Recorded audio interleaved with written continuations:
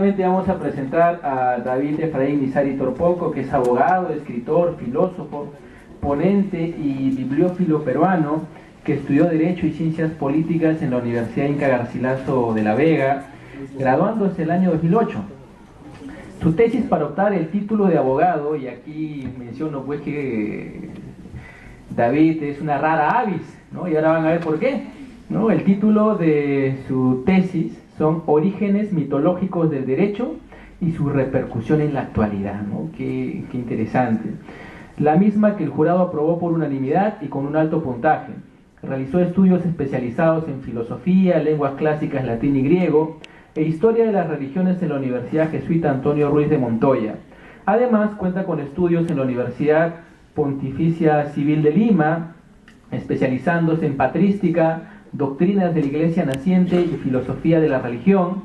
Es director del área de investigación de filosofía del derecho del Centro de Investigación Jurídico, Humanista y Social Filos Juris. Tiene un profundo interés sobre el estudio de la filosofía clásica y ha publicado varios artículos filosóficos y jurídicos. Ha escrito varios libros durante su vida, ¿no?, que es muy corta, y ha escrito varias publicaciones. Entre ellos está El ABC del Derecho, Latín Jurídico, publicado en 2011 con Editorial San Marcos. Paremias filosóficas, un texto que recomiendo que ustedes puedan revisar porque son las reflexiones poéticas, filosóficas de David. Teoría General del Derecho, publicado en el año 2013. Y Latín Jurídico, Aplicación Práctica, que es una publicación reciente, 2016. También es coautor de Oratoria Forense y Redacción Jurídica, y un título adicional de Redacción Jurídica publicado el año 2015. Miren, en mis manos tengo el libro Latín Jurídico, que va a ser sorteado el día de hoy a los estudiantes pues, de esta universidad. Bien, pero para ello el profesor va a propiciar algunas preguntas, producto de su exposición, imagino, para que sean acreedores pues, de este texto. Un texto que las primeras páginas no son tan bonitas porque ahí está mi prólogo, ¿no? Pero lo demás es bonito, ¿ya? Lo demás sí es muy interesante. El tema que va a desarrollar David es tendencias clásicas y modernas del latín jurídico, para lo cual pido un fuerte voto de aplauso pues para David.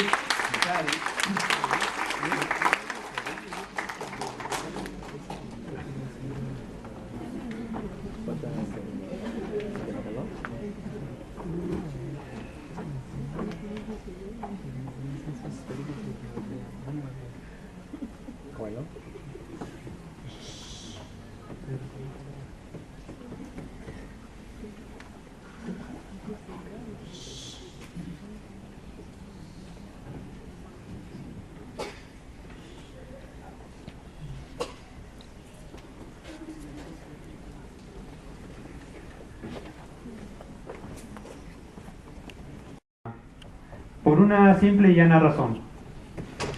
Estamos acostumbrados a siempre estudiar cursos más procesales o técnicos, incluso metodológicos, pero ya no mucho los estudios históricos. ¿En qué sentido? Los estudios históricos clásicos del derecho poco a poco se va perdiendo en las facultades. Y esto no es un problema que viene recién hace 1, 2 o 3 años, sino es un problema que ya viene desde hace más o menos 10 o 15 años, pero que poco a poco, como un virus, ha ido creciendo dentro de cada facultad de Derecho. ¿Y por qué digo esto? Por una simple razón. Si se dan cuenta, el plan curricular de la Facultad de Derecho va cambiando cada año que pasa con nuevos sistemas que van incrementando.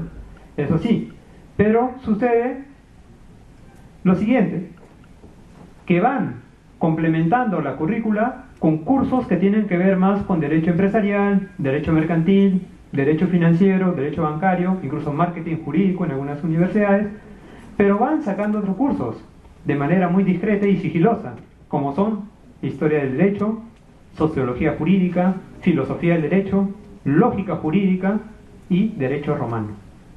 Entonces, ¿qué es lo que sucede acá? ¿Por qué no, digamos, reforzar estos cursos en vez de excluirlos? ¿Qué es lo que ocurre?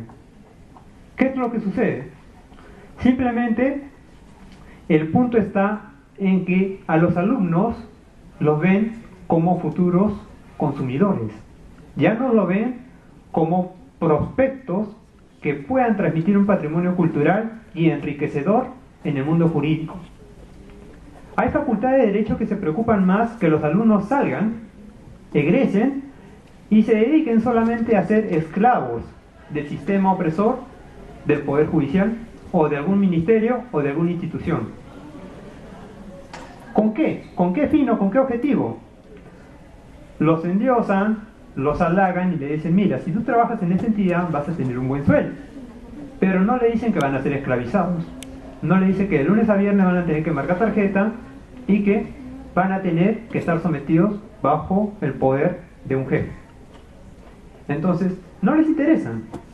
Eso hace que las universidades últimamente, en varias de ellas, no en todas, se preocupen más por entregarles a los alumnos cursos de esta índole y no tanto cursos que les puedan enseñar teoría, doctrina, historia. O sea, se olvidan del aspecto de las humanidades para proponer y propagar estos cursos. ¿A qué voy con todo esto? La introducción a mi tema, que es justamente tendencias clásicas y modernas del latín jurídico, tiene que ver precisamente con ese movimiento que está surgiendo en estos últimos tiempos. Ahora, el primer punto que voy a empezar a tratar tiene que ver con el latín como una lengua oficial para el abogado. Ya lo dijo el profesor Abanto en su disertación, que el latín es una lengua muerta, efectivamente. Decir que es una lengua viva sería engañarnos. Pero todas esas campañas y spots publicitarios que hay en internet y en algunos centros culturales, que por más que son centros culturales así lo propagan, sostienen que el latín aún está vivo. Pero no es así. Sin embargo, se puede rescatar varios aspectos del estudio del latín que son necesarios que el abogado lo sepa. Más allá que el latín abre zonas de la mente que, digamos, están dormidas, ¿no? Despiertan el interés por la lectura, la motivación, el conocimiento. El latín tiene un auge central en el estudio del derecho, el cual es precisamente culturizar al abogado. En la actualidad ya no se ven referentes como el maestro León Barandarián, Eugenio Castañeda, el mismo Fernández Sarebo. Entonces, ¿qué es lo que ha pasado? Porque ellos eran grandes maestros ilustres. Incluso si van al Colegio de Abogados de Lima, ven sus cuadros ahí, en una sala de honor. Estos hombres eran precisamente grandes juristas porque conocían latín. Y eso se puede demostrar en sus mismas obras. Ustedes cómprense o adquieren el libro de León Barandarián sobre acto jurídico y van a ver que cita un montón de palabras en latín. Igual, si se trata de obligaciones, cómprense el libro de Eugenio Castañeda y también van a ver que cita incluso hasta párrafos del digesto, de las pandectas, de las institutas de Gallo, que tienen que ver con las obligaciones, la fuente de las obligaciones y el contrato. Lo cita en latín y hace comentarios sobre todo de lo que han escrito los juristas de la antigüedad. En la actualidad ya no se ve eso. Uno compra libros de contrato, compra de acto jurídico, y sí, son libros densos, pero ya casi no aplican términos latinos. Aplican palabras más procesales, técnicas, o incluso te ponen modelos como anexos, ¿no?, de demandas y otros documentos. ¿Qué es lo que sucede? ¿Por qué se ha perdido esto? Se ha perdido justamente por la devaluación y la degradación de la lengua latina en las universidades y facultades de Derecho. Ese es uno de los puntos que hay que, digamos, tratar de luchar o combatir. Pero ¿qué es lo que sucede acá? ¿Qué es lo tan rico de latín que puede nutrir al abogado de hoy en día? El estudio justamente del derecho romano, eso es una parte, es una materia que tranquilamente se lleva en un ciclo o en un año, en un semestre, y luego ya no lo ven más. Pero se están olvidando de que precisamente este curso es elemental y sustancial para la formación de futuros juristas. ¿Por qué? Nuestros profesores no pueden haber hablado de Cicerón como gran referente, gran abogado, jurista romano y político, también escritor y filósofo. Es cierto, Cicerón era uno de ellos, pero no era el único. A ver, ¿quién es capaz de mencionarme dos abogados tan insignes o tan ilustres como Cicerón? Y yo en estos momentos le obsequio un libro. Así de simple. Que se ponga de pie y me diga el nombre completo de dos abogados romanos tan ilustres o mejor que Marco Tulio Cicerón. Si es que aún no lo tienen, no hay ningún problema. al final, en una ronda de preguntas, se pone de pie y me lo dice. Vayan pensando ya desde ya. Ahora, para ayudarlos un poco con esto, les voy a dar el nombre de otros juristas que también fueron contemporáneos a Marco Tulio Cicerón, incluso que estudiaron con él. Nos hablan de los abogados romanos, pero no nos hacen una lista de todos ellos. Entre ellos tenemos que destacar a tres. Uno de ellos el maestro, justamente Cicerón. Uno de los hermanos, muchas gracias, uno de los hermanos Esquévola. Entonces, Quinto Esquévola, gran maestro,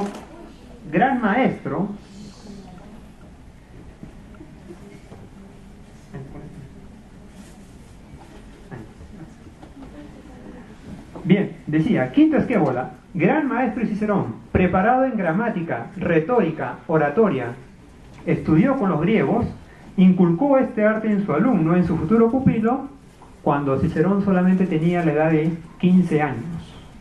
Miren, como es, Cicerón llega con 15 años a Esquévola y Esquévola lo toma como discípulo. Le da todas sus enseñanzas. Y Cicerón no era el único alumno de Esquévola.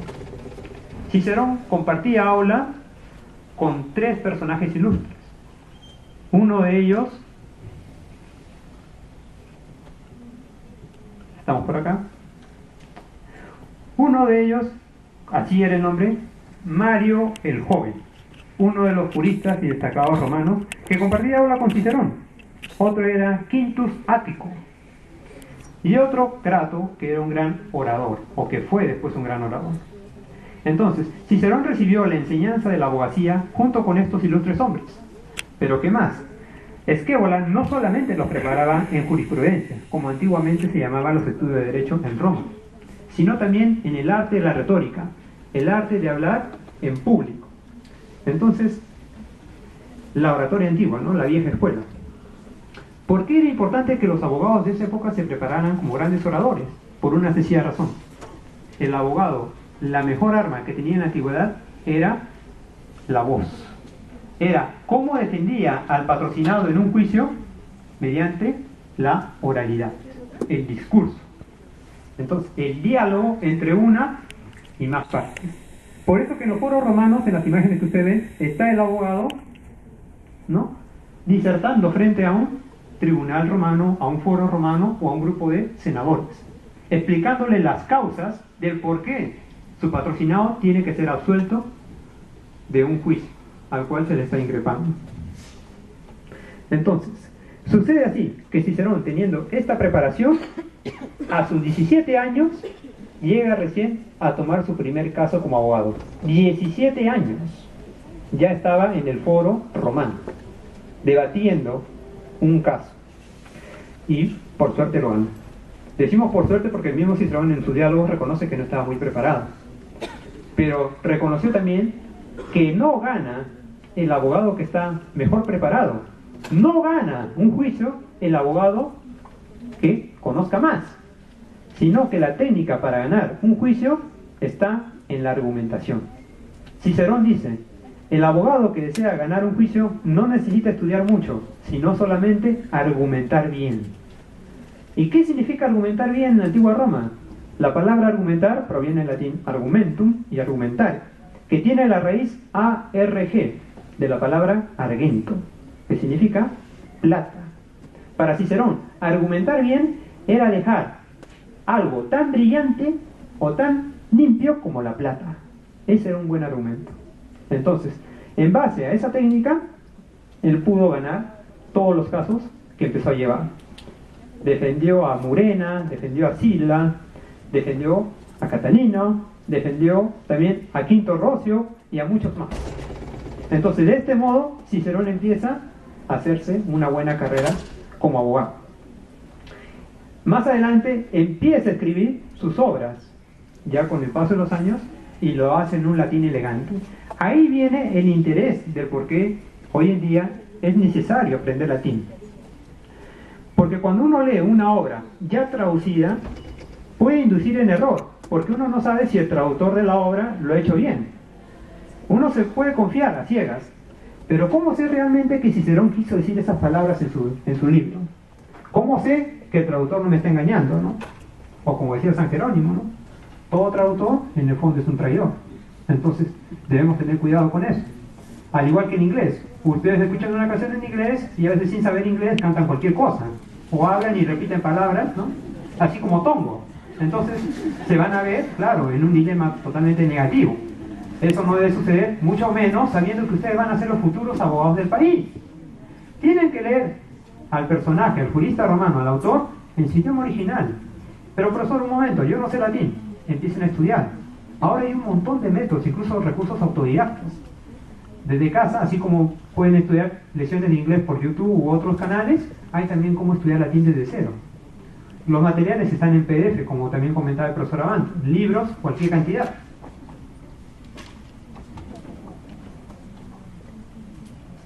Entonces, excusas ya no debe de haber. Para el que realmente quiera estudiar y salir adelante y aprender este idioma, lo puede hacer. Pero doy un dato también muy interesante. Muchos han hablado de los abogados, senadores y políticos romanos, ¿no? Que fueron grandes juristas, ilustres hombres de leyes y todo ello. Pero ¿qué hay de las mujeres? ¿Qué hay de la mujer en Roma? Teniendo en cuenta que actualmente las mujeres son las que más estudian derecho. Quieren conocer sus derechos, ya no quieren ser engañadas. Entonces, y eso está muy bien. No es que quiera quedar bien con ellas, sino es que eso está muy bien. En el fondo, también la mujer romana tuvo su historia. A ver, ¿quién fue la primera mujer romana que fue conocida como abogada? Que debatía en los foros tan igual que Cicerón lo hacía. No. A ver, entonces, la primera mujer romana, de acuerdo a los datos de los postglosadores de la Edad Media, se llamaba Calipurnia. ¿Sí? Así como lo escuchan. Pueden ver ahí. Calipurnia. Y ahí tienen el nombre de algunos abogados romanos destacados. Calipurnia, la tercera esposa del gran Julio César. Miren qué interesante la historia. Calipurnia era una mujer muy reconocida en Roma. Era joven, no era una mujer de edad, era joven, 25 a 30 años de edad promedio, que ya destacaba por tener una gran preparación en retórica. Calipurnia estudió en Grecia con los mejores oradores atenienses de la época. De ahí vino a Roma. Por eso que cuando Julio César la conoció, quedó cautivado por su belleza y por su inteligencia. Entonces, por eso de nada sirve que una mujer solamente sea muy guapa, porque si es inteligente, puede ser capaz de dominar al mundo, como bien lo decía Parménides. Pero bueno, Calipurnia fue la primera mujer en Roma que empezó a destacarse por sobre todas las demás, porque también había otras mujeres, como bien ha mencionado Débora, como una de ellas, pero sucedió algo. ¿Por qué la figura de la mujer romana como abogada se perdió, decayó, desapareció? Por una simple razón que justamente le atribuyen también esto a la misma Calipurnia. En un caso que ella llevaba, se expresó de una manera tan ferviente, tan emotiva, que dejó de solamente defender a su patrocinado, sino que empezó a dar gritos. O sea, hablaba con prepotencia y dando ciertos improperios incluso, ¿no?, a la parte contraria. Y esto no le gustó a los jueces. Al final, los jueces dieron por ganador a la otra parte. Entonces Calipurnia se sintió ofendida y pensó que incluso los jueces favorecían a la parte contraria. Y lo que hizo fue totalmente un acto impúdico. Se fue molesta ante los jueces, se levantó las faldas y les mostró sus genitales. Desde ahí los jueces romanos la tacharon. Es lo que nos cuenta la historia. Otra historia nos dice que solamente debido a sus fuertes gritos y que era muy emotiva, que no dejaba hablar a la otra parte porque ella quería, digamos, tomar parte, ser dueña de todo el foro, es por eso que la empezaron a sacar, ¿no? Ya no la admitían. Pero tiene mayor peso la primera historia, ¿no?, que hizo ese acto. Bueno, desde ahí, pues, lamentablemente la mujer, vamos a decir que por culpa de ellas, aunque no debería ser así, ya en el derecho romano empezó a verse mal. Pero bien, volviendo ya al tema de Cicerón, antes ya de tocar el segundo punto, les decía de Las obras que este autor, este gran jurista romano, escribió, destaca una de ellas para nosotros en Derecho. Si bien es cierto, sus diálogos y discursos son muy interesantes, que lo pueden conseguir con la editorial Gredos, son muy interesantes, pero lo que deberían leer es este libro de acá.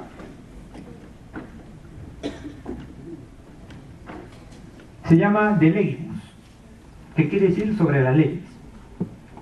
Cicerón en esta obra trata justamente el estudio de las fuentes del derecho, o sea, cómo trata de nacer el derecho en su época. Lo discute con dos interlocutores, uno de ellos su hermano Quinto y otro su gran amigo Ático. Con ellos discute cómo es el posible origen del derecho, cómo se dan las primeras leyes en Roma, en la República, y sobre todo, de dónde nace este derecho. Y cuando hablamos de dónde nace este derecho y de dónde nace la ley, nos remonta a este hermoso pasaje, que lo he puesto en colores para que ustedes puedan diferenciar, o mejor dicho, no hacer la comparación de la traducción con lo que dice el texto en latín. Los colores correspondientes, tanto en latín, corresponden al castellano, ¿no? Lo que está con rojo en la traducción es rojo, lo que está con verde, así, de manera sucesiva. Cicerón llega a la conclusión, casi por la mitad de la obra que uno está leyendo, llega a la conclusión de que la ley proviene de las alturas, que lo dan los dioses. ¿Y qué mejor Dios que da la ley al hombre que la mente suprema como lo era el gran Júpiter? Entonces nos remonta a un origen mitológico, de lo cual yo tomé como primera referencia para empezar a hacer mi tesis. Nos hablaba ya que los dioses entregaban las leyes a los hombres. Y no yendo lejos, la historia es muy parecida en antiguas civilizaciones. Ustedes han escuchado del código de Hammurabi. Muy bien, pero ¿quién era Hammurabi? Un dios. Hammurabi era un rey, un legislador babilónico. Hablamos del siglo XVIII a.C. Incluso antes del código Hammurabi habían otras leyes. El código de Ur-Nammu y el código de Lipsit-Ebstar. Siglo XXII, siglo XXIII a.C., donde también había los inicios de la ley de Talión, mucho antes también de la ley mosaica. Pero ¿qué sucede? Hammurabi, ¿de dónde recibe estas leyes? Del gran dios Shamash, el dios del sol, la justicia y la verdad. Shamash descendió y le entregó a Hammurabi las leyes para indicarle cómo debe legislar a los demás hombres.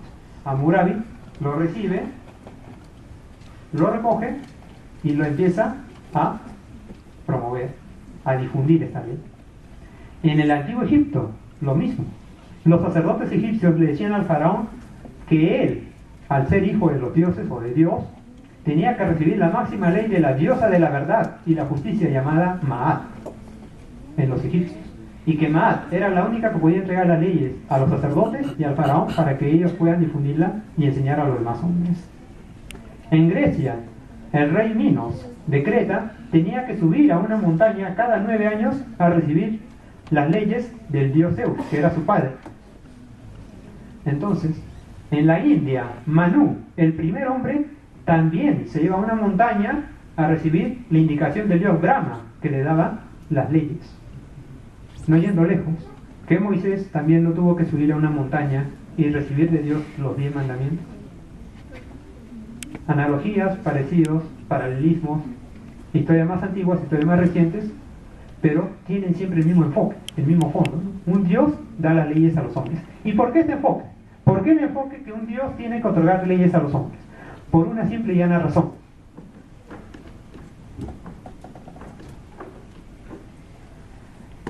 Los dioses, al ser seres perfectos, eran los únicos que en pureza y en perfección daban leyes correctas, daban leyes justas, sentencias justas.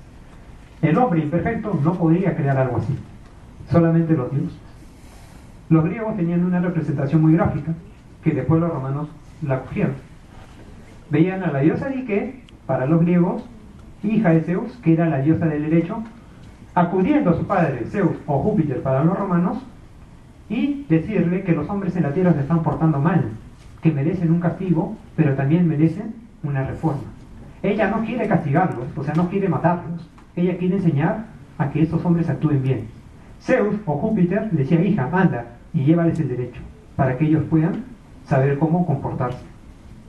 Acudiendo a esto, Spinoza, en su Tratado Teológico Político, un filósofo de la Edad Moderna, nos dice claramente que si el hombre supiera cómo comportarse en la sociedad, el derecho y la ley no existiría. ¿Por qué? Porque justamente el derecho regula la conducta del hombre, pero la conducta mala. El Código Penal no existiría si el hombre ya supiera portarse bien. Si el hombre ya supiera que no debe robar, no debe mentir, no debe matar, no debe estafar, no debe falsificar documentos. O sea, si el hombre supiera esto, adiós Código Penal. Así de simple, desaparece.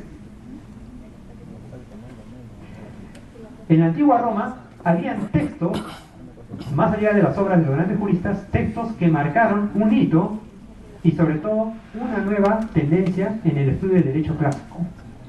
Los textos están acá. Las institutas o instituciones de Gallo, del jurista Gallo, el digesto de Justiniano, ¿no? Donde está todo el corpus juris civilis, no civilis como muchos lo pronuncian, y acá quiero hacer una pequeña acotación, la pronunciación no es civilis.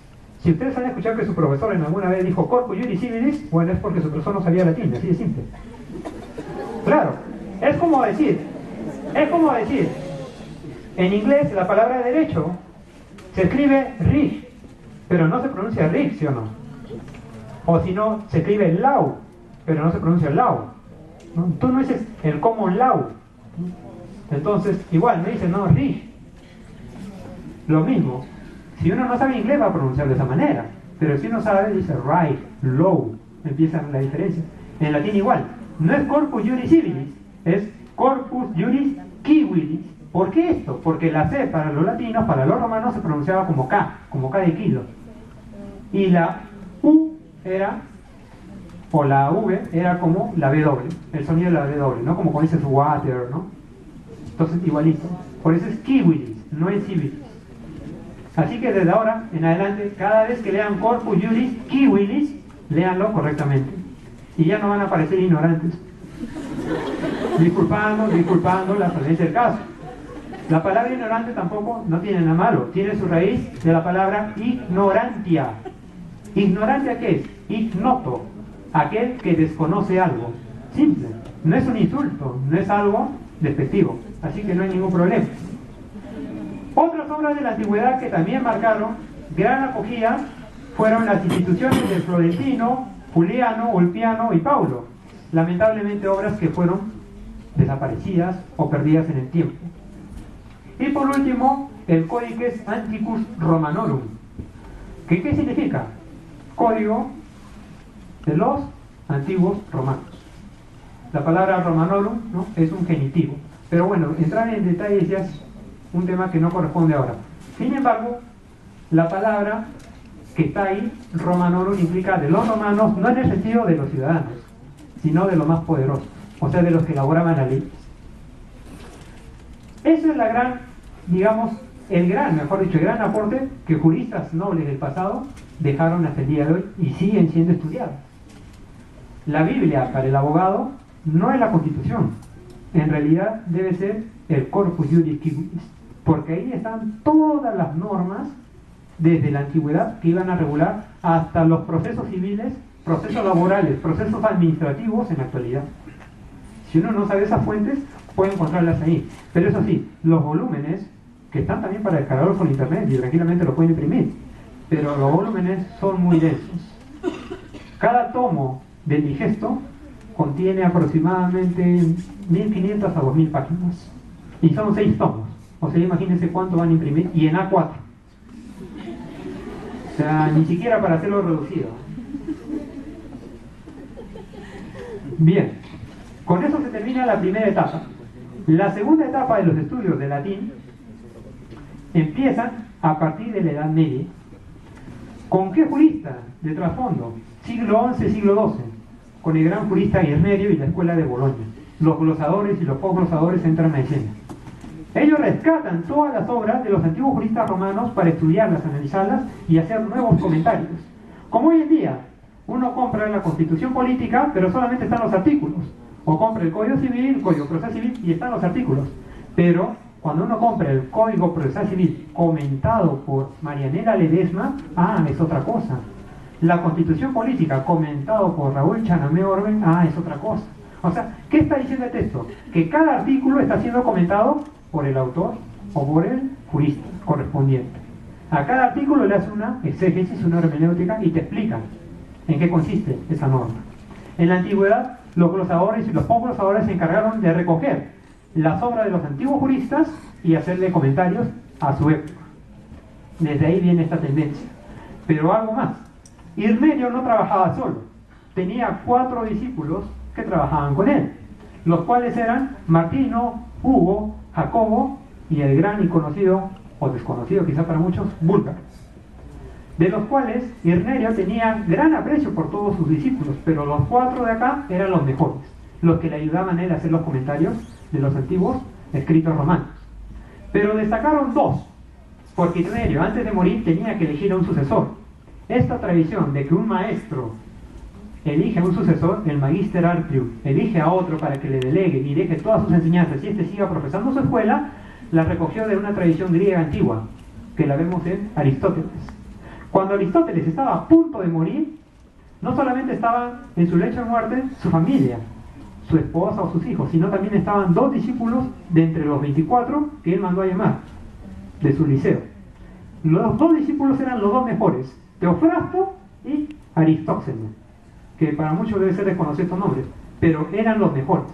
Aristóxeno se destacó justamente por recoger todos los estudios de Aristóteles sobre la música, la teoría musical, la armonía que tenía la música con los planetas y el cosmos.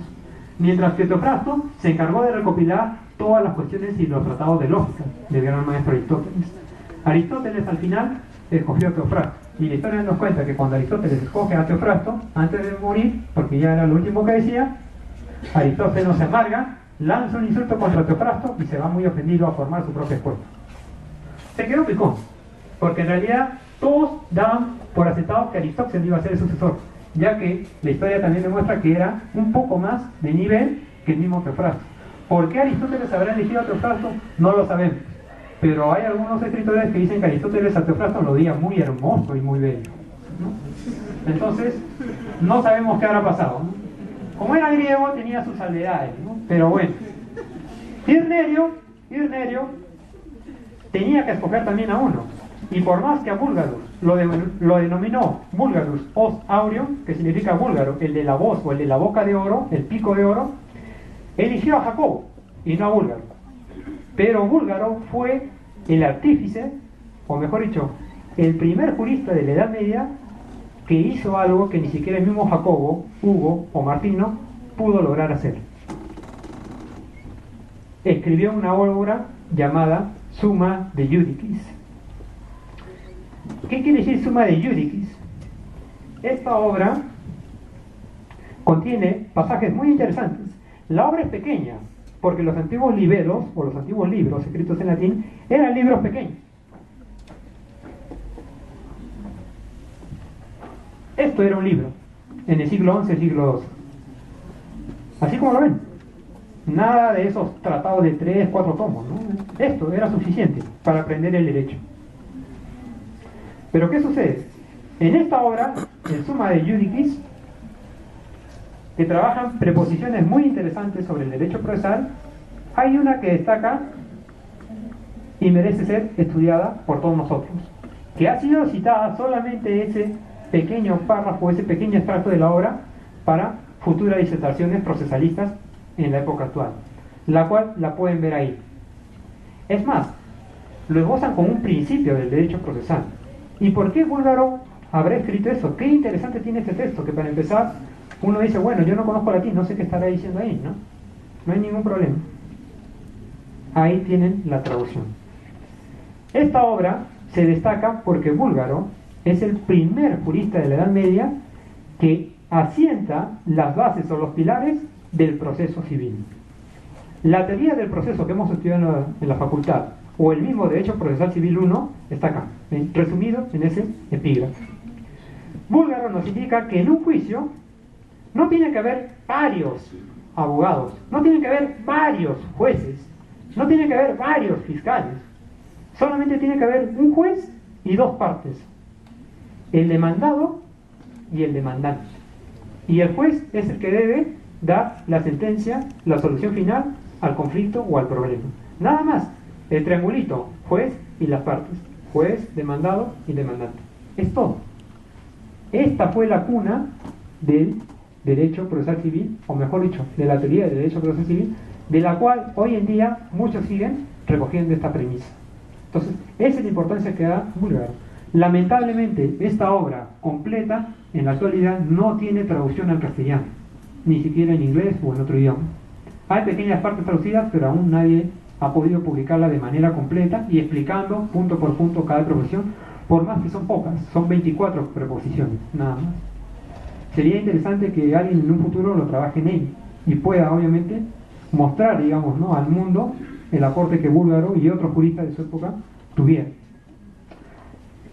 ¿Qué sucede? Luego de la etapa de la escuela de Bolonia, de los glossadores y glossadores, siglo XI, siglo XII, siglo XIII, en el siglo XIV empieza a destacarse una figura en especial. ¿Pero esto por qué? Recogen también los juristas de esta época los escritos en latín del derecho antiguo, que ya, no solamente los escritores romanos ya mencionados, sino los de la Edad Media, empezaron a ahondar y profundizar en este estudio del derecho. Es más, ellos recogen una fuente que el mismo Ulpiano la coloca en el Digesto, donde a los abogados en la antigüedad no se les conocía como abogados.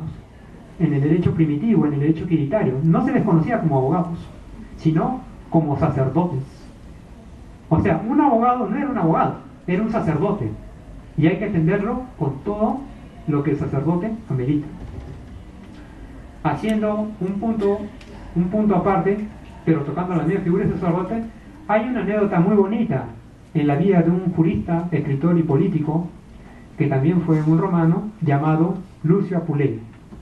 Apuleyo es conocido por su obra Asinus Aureum, el asno de oro o el asno dorado, que es como una sátira, ¿no?, a su época, ¿no?, que él hace burlándose de los ciudadanos que son esclavos mientras él es libre, ¿no?, y puede disfrutar de su libertad, ¿no? Pero ¿qué sucede? Apuleyo dejó al mundo otra obra insigne, cumbre, que también deberían estar en sus bibliotecas, y es fácil de conseguirla. La obra se llama justamente Apología, que significa defensa. Esta obra de Apuleyo fue reconocida como la obra más sólida, más preparada y más elegante en la cual un abogado de su época da un discurso jurídico y se defiende ante un caso él solo, sin necesidad de otro abogado que hable por él. ¿Qué sucedía en esta época? Apuleyo tenía la edad de 35 años y, curiosamente, se enamora de una anciana que tiene 60 años. Y la anciana era rica, tenía posesiones y grandes fortunas. Y Apuleyo no tenía dónde caerse muerto. Pero Apuleyo se dio cuenta que esta anciana le gustaba hablar con él, ¿no? Así como el pasaje, ¿no?, de doña Clotilde va a tocar la puerta de don Ramón, ¿no?, y don Ramón le habla y se entablan una amistad. Apuleyo se da cuenta que la anciana tiene cierta fijación por él, y entonces Apuleyo le enamora, ¿no?, dándose su dote de galán, la trata de conquistar y la enamora. Se casa con ella. Al casarse, al poco tiempo, curiosamente, la anciana muere. Y al morir, ¿quién queda como único heredero? Apuleyo, con todas sus ganancias, su patrimonio. La familia de la anciana acá le entabla un juicio y le dice: Apuleyo se ha casado con la anciana tía solamente por su dinero, porque él no tenía antes dónde caerse muerto. Y para hacerlo ha recurrido a la magia, a ciertos hechizos y conjuros que él aprende, porque es un hombre que lee cosas extrañas en griego, y los griegos son magos, son malos, ¿no? Lee conjuros seguramente y le habla en otras lenguas. Cuando Apuleyo lo que hacía era recitarle poemas y versos de amor en griego, pero como estas personas eran ignorantes, no sabían griego, pensaban que le estaban lanzando maleficios o conjuros, ¿no?, tipo Harry Potter. Entonces, ¿qué sucede? De ese modo, ¿no?, ellos lo acusaron. Y Apuleyo acá elabora una defensa totalmente majestuosa. Tendría que leer la obra para que la entiendan, pero la resumo en 2 puntos. Apuleyo elogia la pobreza, dando a entender de que la pobreza que él tiene hizo que la anciana se enamorara de él, y que él en ningún momento lo hizo pensando en su fortuna, ni en los intereses que puedan ver. ¿Por qué? Porque Apuleyo sostenía de que la pobreza es la única que te demuestra realmente quiénes son las personas que realmente te aman. Porque si eres rico, todos te pueden amar por tu dinero. Todos están ahí, ¿no? Pero si eres pobre, a ver quién se acerca realmente a ti y te busca, te pide consejos, te ayuda. Cuando eres pobre, nadie te hace caso. Eso decía Apuleyo. La anciana se acercó a mí siendo yo pobre. Yo no me acerqué a él. Y en segundo lugar, ustedes me llaman mago. Para mí, eso no es algo malo, no es un insulto, ni lo tomo con ofensa. Al contrario, les agradezco que me llamen mago. Y toda la gente, ¿qué pasó? ¿Cómo estás aceptando que eres un hechicero? No es eso. ¿Qué acaso ustedes no saben que los grandes persas tenían grandes magos matemáticos? Uno de ellos, el gran Zoroastro, un gran mago que fue un gran sacerdote y también dio legislación a los antiguos persas. Y a mí, a decirme mago, me están comparando con él. Y no solo con él, sino también con otro, con un hombre de Tracia llamado Salmosis, que también era un mago y líder de una secta, pero una secta de sabiduría, una secta de conocimiento, como una vieja escuela gnóstica. Y Apuleyo se sentía honrado. Más bien para mí la palabra mago no es ofensa alguna, sino que me están reconociendo como un sacerdote. Y como soy sacerdote, en vez de tratarme mal, deberían tratarme bien. Claro que Apuleyo metió un poco de cantinflada, ¿no? Pero a su favor.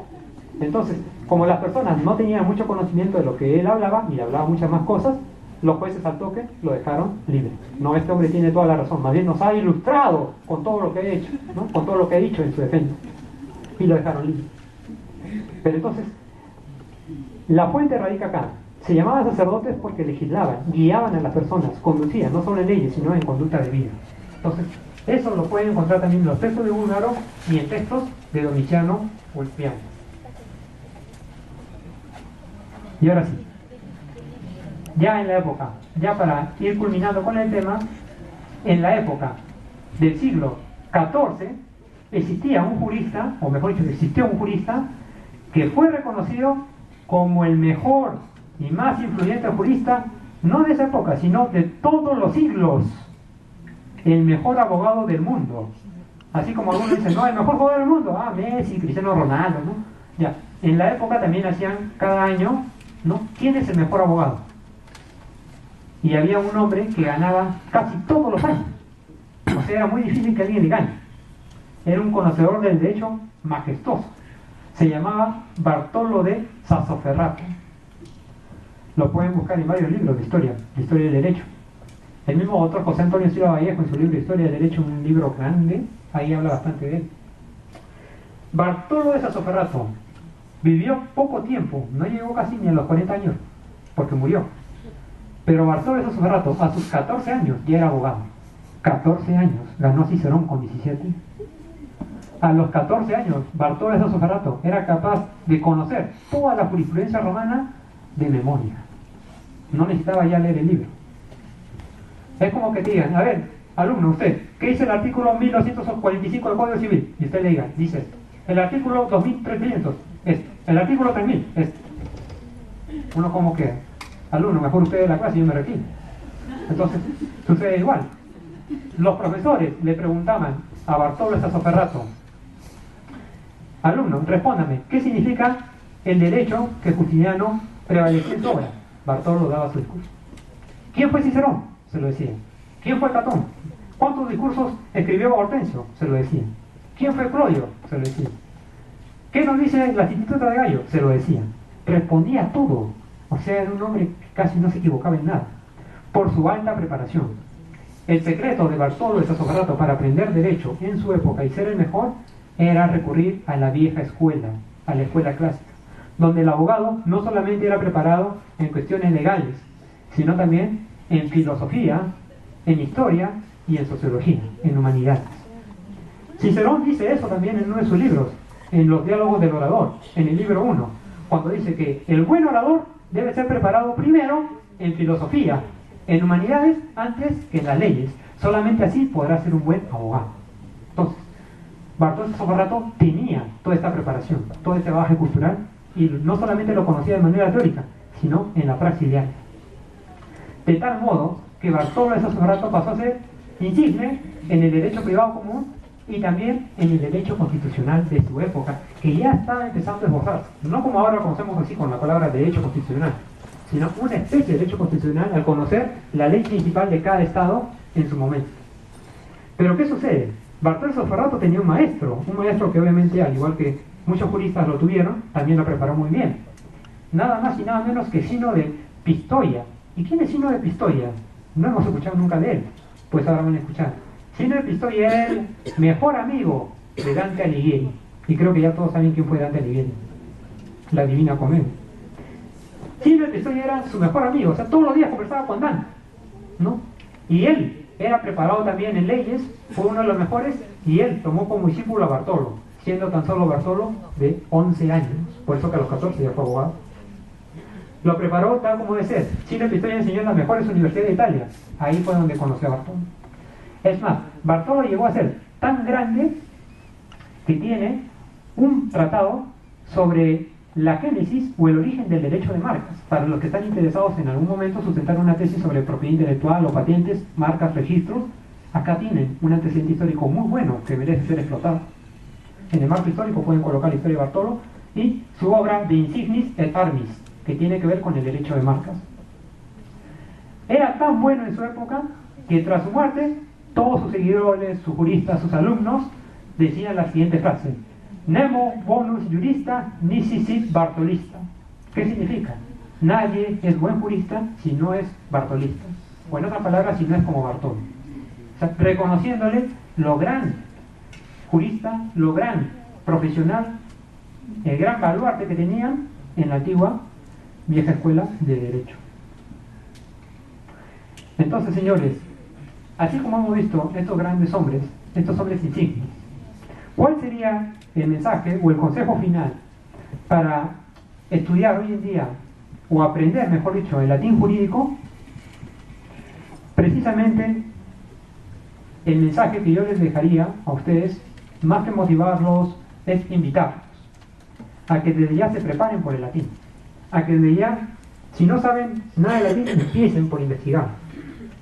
El latín jurídico no es otra cosa, o mejor dicho, no es una disciplina, no es una materia más que un complemento del latín clásico, que obviamente al ser jurídico está relacionado con todo el ámbito legal.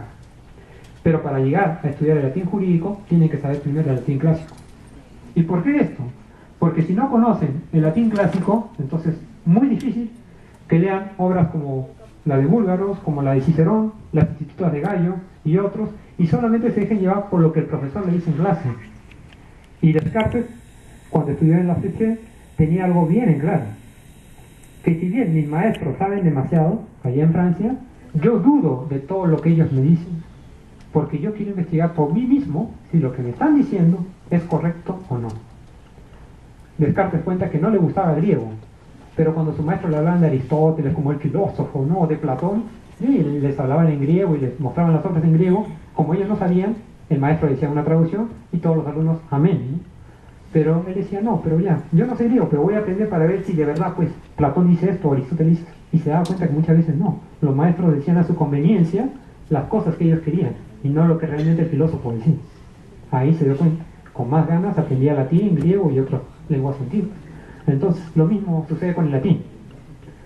No estudien latín para tener, digamos, mira, yo soy lo máximo, soy un erudito, soy culto, no, sino para investigar y, ¿por qué no?, ustedes mismos producir algo más adelante. No solamente una tesis, hay una producción científica, elaborar artículos. Qué hermoso sería que muchos de ustedes acá más adelante tengan artículos escritos en Gaceta Jurídica o en alguna otra revista, tengan libros publicados donde justamente traten estos u otros temas de su interés, de su materia, de su especialidad. Muchos serán penalistas, civilistas, laboralistas, administrativos, algunos trabajan en Indecopi, ¿no? Allá tienen el derecho de marcas, ¿no? Entonces, muchas carreras, muchas disciplinas, perdón, que la carrera les puede conducir. Es por eso que aprender latín hoy en día no hay que verlo como algo aburrido, algo tedioso, algo que no solamente debe conocer filosofía, sino también debe escribir poesía. Ser poeta para un abogado lo hace mejor persona cada día más. Entonces, ver que juristas como Orosio, Pufendorf, Leibniz y otros eran completos en ese sentido, totalmente descabellados. Más allá que Leibniz tenía 8 carreras en la universidad. Así es. Leibniz empezó desde muy joven, obviamente, a estudiar. A sus 39, 40 recién terminó su 8ª carrera, graduándose con todos los honores. y en todas era brillante. Leibniz era abogado, era gramático, historiador, teólogo, filósofo, literato, economista, y por ahí incluso dice que tuvo estudio de física y medicina. Miren todo lo que era. Mientras Leibniz fue nombrado juez en una corte de Alemania y revisaba las sentencias, como hoy en día muchos jueces lo hacen en el Poder Judicial, en sus ratos libres decía, bueno, ya me cansé pues de revisar esas sentencias, me voy a distraer. Sacaba de su maletín una calculadora y empezaba a armar, a mejorar, mejor dicho, la calculadora de Pascal.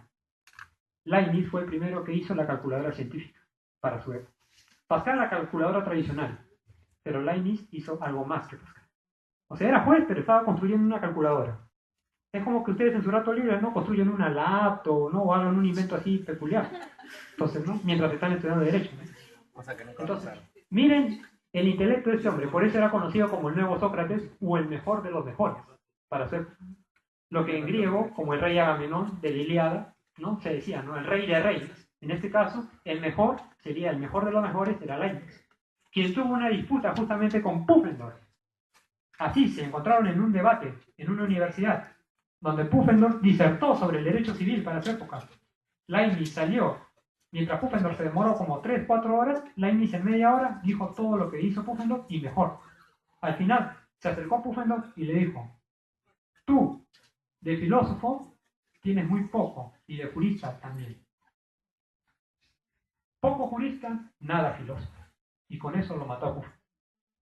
Le ocasionó un trauma. No sé qué habrá pasado con Pufendorf después, ¿no? Pero bueno.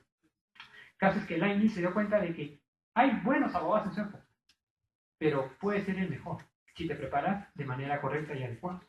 Eso fue lo que lo llevó al mismo Leibniz a tener otra disputa años posteriores con Isaac Newton sobre el cálculo infinitesimal. Entonces, ¿qué sucede? Sí, Leibniz era un hombre muy polémico, pero por su inteligencia. Pero derrotaba a todos, en foros, en debates, ¿no? Cada uno decía, ¿con quién vas a debatir? Con Leibniz. Ah, no, ya perdí, mejor no voy. Porque Leibniz estaba totalmente preparado. Pero Leibniz también, en toda su vida, reconoció en una carta que le escribe a un amigo, a Oldenbrecht, no Oldenbrecht, sino Oldenbrecht, un alemán, donde dice, solamente conocí a un hombre que me superó en conocimientos de filosofía y metafísica, ante los cuales rechazó mi invitación, o sea, a Alemania, y yo tuve que ir a Holanda a buscarlo para hablar con él, el filósofo Baruch Spinoza. Leibniz va con sus 9 cartones por sus 8 títulos, ¿no? A visitar a Spinoza, a Ámsterdam. Dice, me han dicho que tú eres un gran filósofo. A ver, ¿en qué universidad has estudiado? Y Spinoza le dice, yo nunca quise a una universidad buena. Entonces, ¿cómo eres el mejor? ¿Cómo sabes tanto? Mis conocimientos son autodidactas. Yo todo lo que he estudiado lo encontré en los libros. Pero entonces no entiendo, ¿cómo puedes ser llamado el mejor? Todo el mundo me habla de ti. Está pensando que tienes títulos. Mira, acá están mis cartones, ¿no? Le sacó todo su currículum. A ver, muéstrame tú qué tienes. Y Spinoza dijo, bueno, yo solamente tengo una máquina que pule lentes, que ves ahí. Y tengo un cuaderno en blanco donde estoy escribiendo un libro llamado Ética. Y Leibniz dijo, ¿y eso es todo tu patrimonio intelectual? Sí, nada más. A ver, ¿qué es la filosofía? Y Spinoza le respondía. ¿Qué es la metafísica? Y Spinoza le respondía. Y le daban nombres incluso que Leibniz no había leído. Entonces Leibniz decía, ah, ya, sí lo he leído. No, pero ¿qué será este pasa? Y más bien, cuando Spinoza le dijo, tú conoces latín muy bien, y también veo que sabes griego, entonces tengo que llevar nuestro pequeño debate a otro nivel. ¿Qué conoces de la Torá? ¿Conoces el hebreo? Le dijo.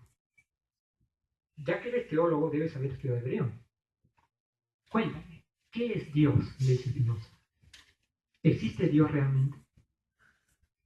Leibniz le dio una respuesta, pero Spinoza le dijo, no, estás equivocado. Mira, lee este pasaje acá, el Talmud. Léete la Torá y se lo daba en hebreo. Lamentablemente Leibniz no sabía hebreo. Entonces Leibniz se quedó petrificado, o como en los dibujos en la serie, ¿no? Se hizo chiquitito, cayó de rodillas, 0 puntos, perdió. Spinoza le dice, levanta, no te sientas mal, más bien estudia, prepárate, y si quieres yo te puedo compartir mis conocimientos. No te voy a cobrar nada. Ven y podemos conversar acá todas las tardes, con un pequeño mate y con un dulce queque. Así le dijo Spinoza. Miren qué modesto y qué humilde era. Y Leibniz era rico, adinerado, todo. Spinoza humilde. Spinoza demostró un pensamiento que Confucio ya lo tenía en claro desde la antigüedad. Mientras más sabes, mientras más conoces, sé más humilde. Ese es el verdadero secreto de la inteligencia. Estos hombres también hicieron lo mismo en su momento. Algunos ya pues empezaron también a ser ya un poco soberbios y pedantes, pero otros no. Entonces, con eso quiero terminar el día de hoy, muchachos, y agradecerles ante todo por la audiencia y invitarles nuevamente a esta reflexión. Amen los libros, investiguen, lean, no para ser solamente, digamos, mejores, sino también para no ser engañados, para que nadie les tome el pelo, y más bien para que ustedes puedan comentar. Es decir, ¿has leído la Divina Comedia? Claro que sí. ¿Qué canto quieres que te explique? ¿El infierno, el cielo, el paraíso, el purgatorio? Entonces, ¿has leído el Quijote de la Mancha? Claro que sí. ¿Qué capítulo, qué libro quieres que te explique? ¿Qué anécdota del Quijote con Sancho? ¿Cuál? Ah, caramba. ¿Has leído Liberty? Claro que sí. ¿Has leído a Charles Dickens? Claro que sí. ¿Qué sabes de Conan Doyle? Ah, ¿cómo no? El que escribió pues Sherlock Holmes. Les puedes comentar. ¿Qué sabes de Macbeth? La obra de Shakespeare. ¿Qué pasaje tienes que te lo relate? Entonces, ahí demuestren su erudición, demuestren cuánto han leído, cuánto saben. ¿Y qué más? También de libro de derecho, libros de literatura universal, libros de historia, libros de sociología, libros de filosofía. Ubíquense como la vieja escuela. No solamente aprendan de leyes, códigos, porque eso lo puede saber hasta los tinterillos. En cambio, lo que el tinterillo no va a saber, y por eso justamente ustedes se van a diferenciar, no solamente por tener un cartón, es por los conocimientos. Bien, señores, eso ha sido todo. Muchas gracias.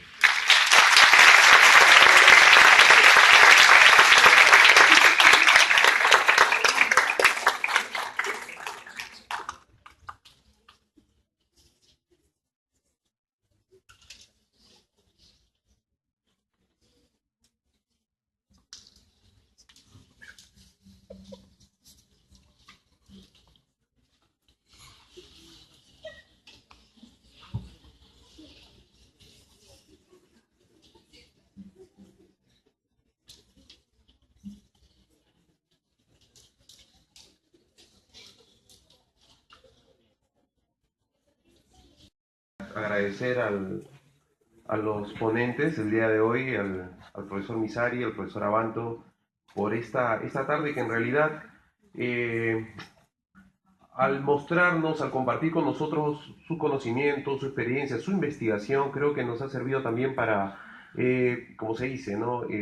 Incentivar, ¿ya? Darnos ese pequeño aliciente, ese bichito de esa curiosidad de buscar más y aprender más. Creo que yo he estado ahí atento toda la ponencia, aprendiendo de muchas palabras que también en algún momento de repente lo hemos usado erróneamente y otras que a lo mejor han servido para ilustrarnos también la etimología de esas palabras y la importancia y ahora cobran otro sentido, otra connotación al momento de utilizarlas dentro del ámbito jurídico. Pero también me dio gusto esa esencia que es de una casa de estudio. Creo que cuando uno va a la universidad, lo que busca es eso, es aprender, polemizar, discutir. Y de repente, a lo mejor no todos están conformes o discrepan de algunas, no sé, notas o palabras o frases o estudios, pero esa humildad y ese deseo de aprender, de compartirnos, de enseñarnos, es lo que uno recibe con gusto, con agradecimiento, con alegría y nos motiva, en realidad me motiva porque ya me dio las ganas saliendo de acá a buscar en Google muchas cositas y no solo en Google, en la biblioteca también, porque hay, y retomar algunos estudios que como conversamos la primera vez, eh, en algún momento me dio también esa idea de estudiar no solo latín, sino hebreo, hebraico y esas ideas que en algún momento dije, no, pues ya no, eso no vende, pero sí, la investigación. Y otra pasión que también disfruto y que los invito es a investigar, a leer y formar, ¿no? Sí, creo que un abogado siempre le llama la idea de tener una biblioteca con libros así y que demuestren no solamente el aprendizaje, el estudio, esa humildad, sino también esa ganas de compartir y de discutir. Y esta casa debe ser eso, ¿no? Propiciar, como mencionaban los docentes, y creo que no me dejarán mentir mis colegas, eh, la docencia no es porque sabemos o creemos que sabemos de todo, sino porque vamos a un lugar a compartir nuestra poca experiencia o conocimiento que tenemos, pero más bien despertar ese interés cada uno en los ámbitos de su especialidad, propiciar de que les guste el derecho constitucional, el derecho penal, el derecho civil, ¿no? El derecho civil en general también, o en mi caso, derecho laboral tributario, qué sé yo. Bueno, agradecemos la oportunidad que nos han brindado esta tarde, esperamos que no sea la última, en algún momento también de repente compartir. Ya los doctores, los ponentes me han dejado sus contactos, si por ahí alguien quiere hacer alguna consulta, también lo pueden encontrar en redes, ¿no? Y por ahí ya mandarle los 4 autores, juristas, ¿no? Que estaba pendiente, creo que una promesa por ahí hay de algunos libros, así que le van a bombardear de correos, creo, con los ponentes para ver y generar esa oportunidad de seguir compartiendo con ustedes. Eh, Pedimos por favor un fuerte aplauso e invitamos al pueblo a Jonathan Abanto para hacer entrega del señor David Misari, para hacer entrega en nombre de la universidad. Les invitamos por favor acá adelante.